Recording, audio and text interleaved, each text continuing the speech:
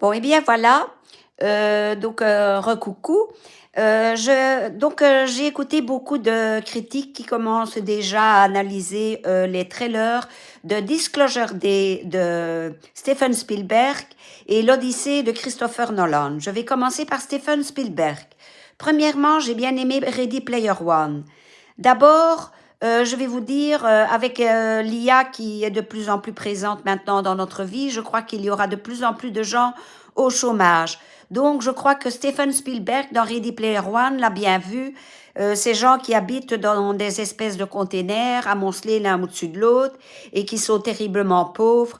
Je crois, malheureusement, que si ça continue, si on se multiplie encore, on va aller vers un monde comme ça. Enfin, soit, j'espère bien que non. Donc, j'avais bien aimé Ready Player One parce que c'était plein de bonne humeur. On plongeait dans le monde du jeu de vidéo et il y avait beaucoup, de clins d'œil à énormément de films, notamment Retour vers le futur, Star Wars, etc. Donc, et je crois les Gremlins aussi. Donc voilà, Disclosure Day, ça me fait penser à la théorie des reptiliens. Parce que bon, il y a beaucoup de gens des complotistes qui pensent qu'il y a des reptiliens sur Terre.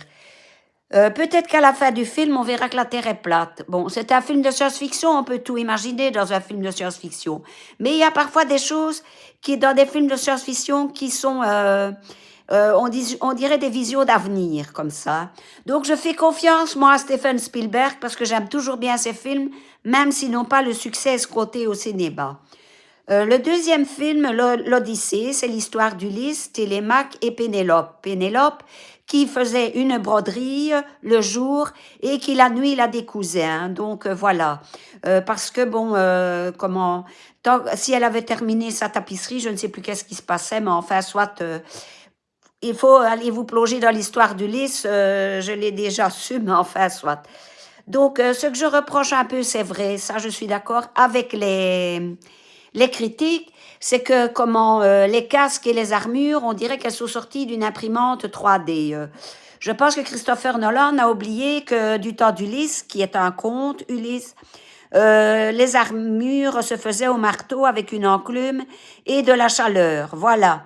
Donc, voilà, c'est peut-être le seul reproche que je pourrais faire.